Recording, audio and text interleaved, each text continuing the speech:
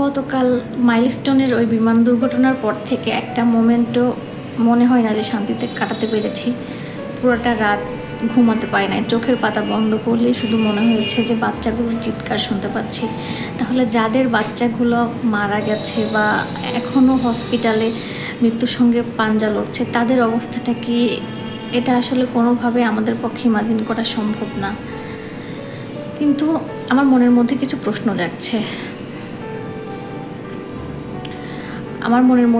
প্রশ্ন জাগছে। যে প্রশ্নগুলো আসলে কাকে করব। আমাদের মধ্যে আমরা নিজেরাই তো অনেক সময় হয়ে যায় যে অমানুষ হয়ে যায়। গতকাল যখন এই ঘটনাটা ঘটে তখন নাকি আমি ফেসবুকে যে বিষয়গুলো দেখেছি, আমি তো ওখানে উপস্থিত ছিলাম না, বাট যতটুকু দেখেছি নিউজ ফিড দেখতে দেখতে আমার শুধু অনবরত চোখে পানি পড়তেছিল। একটু পরপর বাধ্য হয়ে কিছুক্ষণ পর আমি ফেসবুক থেকে বের হয়ে যাই, একটু স্বাভাবিক হওয়ার চেষ্টা করি। বাট তারপরও বারবার মনে হচ্ছিল একটু দেখি আপডেট কি। পানির দাম মানে যেটা রেখেছে, যে পানির দাম ছিল 20 টাকা, সেই পানি 60 টাকা, 100 টাকা, 200 টাকা, 300 টাকা। 2 লিটারের পানির বোতল 300 টাকা থেকে 500 টাকা পর্যন্ত নাকি বিক্রি করেছে। ইভেন স্কুল ক্যান্টিন কর্তৃপক্ষ টাকা না দিলে পানি দিচ্ছিল না, এমনকি পানি যাতে মানে বিনা পয়সায় যাতে পানি দিতে না হয়, এই কারণে তারা শাট ডাউন করে দেয়। তো এই মানুষগুলোর কাছে আসলে টাকার দাম এত বেশি হয়ে গেছে মানুষের জীবনের থেকে। আর যে মানুষগুলো ওখানে দাঁড়িয়ে দাঁড়িয়ে শুধু ভিডিও করতেছিল, একটা ছোট বাচ্চা আমি দেখতে পাচ্ছিলাম যে একটা ছোট বাচ্চা পুরা শরীর পুড়ে গেছে, তার আইডি কার্ডটা তার শরীরের সঙ্গে লেগে গেছে। ওই বাচ্চাটা যখন ওখান দিয়ে হেঁটে যাচ্ছে সবাই ভিডিও করে ব্যস্ত।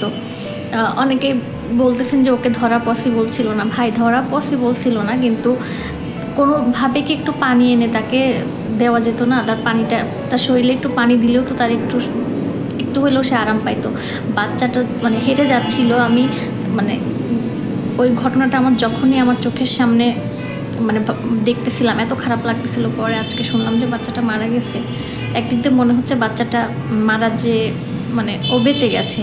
যে পরিমাণে ওর শরীরে ক্ষয়ক্ষতি হয়েছিল, ডাক্তাররা যেটা বলে যে 30%-এর উপরে নাকি একটা মানুষ পুড়ে গেলে, একটা বাচ্চা পুড়ে গেলে তার বাচ্চার সম্ভাবনা থাকে না। ওকে তো মানে দেখে আমার যেটা মনে হলো যে প্রায় মানে 90% কি 100%ই মনে হলো যে পুড়ে গেছে। তার শরীরের প্রত্যেকটা চামড়া খুলে যাচ্ছে, ছোট্ট একটা বাচ্চা। তখনও মানুষের ভিডিও করার টেন্ডেন্সি তখনও ছিল, তখনও সবাই ভিডিও করতেছিল। কিছু জায়গায় দেখলাম যে একজন জার্নালিস্ট একটা মেয়েকে কোশ্চেন করতেছে যে আপনি এখানে কেন আসছেন। মেয়েটা হাসতে হাসতে বলতেছে যে বাচ্চাদের এই ঘটনা দেখতে আসছি। এবং খুব মানে মানুষ, কিন্তু যারা বলতেছে তারা কিন্তু মানুষ।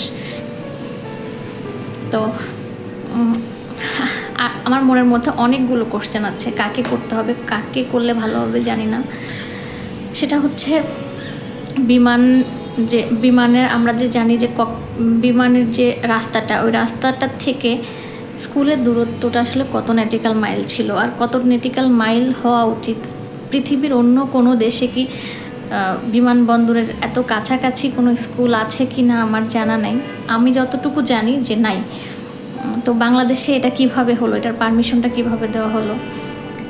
যেখানে প্লেন চালানো শেখানো হচ্ছে, তাদেরকে ট্রেন করা হচ্ছে, সেটা যশোর এলাকায় হতে পারতো। যশোরে তো খুব সুন্দর এরিয়া আছে, যেখানে মানে ঘন জনবসতির অনেক বাইরে যে এয়ারপোর্টটা, তো এখানে শেখাতে পারতো। অনেকেই হয়তো বলবেন যে এখানে না শিখিয়ে অন্য জায়গায় শেখাতে হচ্ছে, আমার মতো। বাট তার থেকে বড় কোশ্চেন যেটা আমি ধরলাম যে গতকালকের যে দুর্ঘটনাটা ওখানে ঘটেছে ওটা ঘটলো না, কিন্তু আন্তর্জাতিক যে বিমানগুলো আসে, ধরেন সৌদি আরব থেকে, পৃথিবীর যে কোনো দেশ থেকে যে বিমানগুলো আসছে, সেই বিমানগুলো যাওয়ার যে রাস্তাটা, ওইটা কিন্তু একদম ওই স্কুলের উপর দিয়ে যাচ্ছে। আমি একটা ম্যাপ দেখলাম, তো ওই স্কুলের উপর দিয়ে সবগুলো বিমান যাচ্ছে। হতে পারতো যে এটা না হলেও অন্য কোনো বিমান দুর্ঘটনা ওখানে হতে পারতো। তো স্কুলের মতো একটা সেন্সিটিভ জিনিস কেন এত কাছাকাছি জায়গায় তৈরি করতে হলো? দেশে কি অন্য কোনো জায়গা ছিল না? আর এটা করার জন্য পারমিশনটা কে দিল? একটা কথা হচ্ছে, বিমানের যে পাইলট উনি তো মারা গেছেন, তো ওনাকে নিয়ে অনেকগুলো কোশ্চেন অ্যারাইজ হয়েছে যে একজন এক ধরনের কথা বলছেন। আমার কথা হচ্ছে কেউ কিন্তু কখনো, উনি মাত্র 6 মাস আগে বিয়ে করেছেন, নিজের জীবন, সবাই নিজের জীবন বাঁচানোর চেষ্টা করে, কেউ চায় না যে তার মানে এত সুন্দর পৃথিবী ছেড়ে চলে যেতে কেউ চায় না। তো উনি, আমি যতটুকু আমি উপলব্ধি করেছি, আমার মনে হয়েছে যে একদম শেষ পর্যন্ত উনি চেষ্টা করেছিলেন প্লেনটাকে কন্ট্রোলে আনার, কিন্তু আনতে পারেন নাই। এত পুরানো একটা প্লেন যেটা কিনা অনেক আগেই এর সব কিছু চায়না এটা বিক্রি করা বাদ দিয়ে দিয়েছে অনেক আগেই, এবং এই সেম ধরনের যে প্লেনগুলা, এগুলা থেকে কিন্তু বেশ কয়েকবার দুর্ঘটনা ঘটেছে। তারপরেও এগুলো কিভাবে চলতেছে, এর ফিটনেস ঠিক আছে কিনা, এগুলো চেক করার কি কোনো প্রয়োজনীয়তা অনুভব করে না?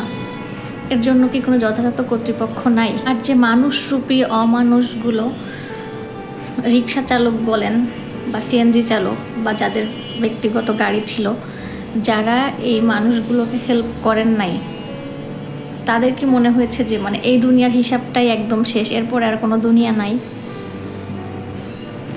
100 টাকার ভাড়া 500 টাকা, যেখানে মানুষের যান বাঁচানো ফরজ, সেখানে মানে এরকম একটা ক্রিটিক্যাল মোমেন্টে আপনারা মানে নিজেদের স্বার্থ হাসিল করার জন্য ব্যস্ত হয়ে গেলেন।